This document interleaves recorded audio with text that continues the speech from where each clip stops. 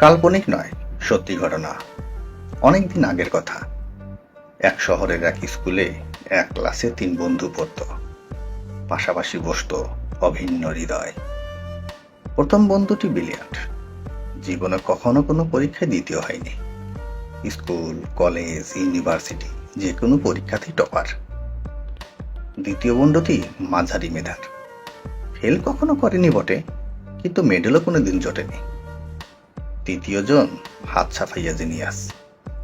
School থেকেই বদ সঙ্গে মেশা। লোক ঠকিয়ে টাকা উপায়ে তখনই সিদ্ধহস্ত। পড়ার ধারের কাছেও নেই। স্কুলের পাশের কালভার্টে বসে পা দুলিয়ে চলত 3 ইয়ারের আড্ডা। এবার স্কুলের গণ্ডি পার করেই সবাই নিজের রাস্তা ধরল। একদিন তাদের পড়াশোনাও শেষ হলো। প্রথমজন শুরু থেকেই জিনিয়াস, তাই ইঞ্জিনিয়ারিং সার্ভিসে প্রথম হয়েই সরকারি অফিসার। পরবর্তীতে কালে যিনি ভারতীয় রেলের চিফ ইঞ্জিনিয়ার হয়েছিলেন। দ্বিতীয়জন ফিজিক্স অনার্স নিয়ে স্নাতক হয়ে প্রস্তুতি নিতে বসলেন সিভিল সার্ভিস পরীক্ষার। কৃতকার্য হলেন, নিযুক্ত হলেন সরকারি অধিকর্তা হিসেবে।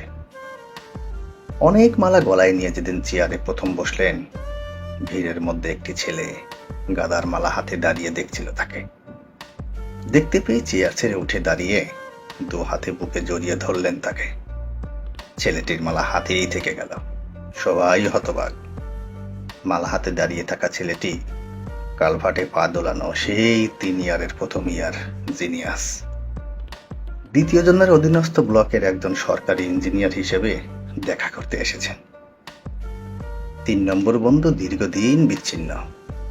স্কুলের পর আর কলেজের দরজায় মারায়নি সে। বুঝেছিল পড়াশোনা তার কম্য নয়।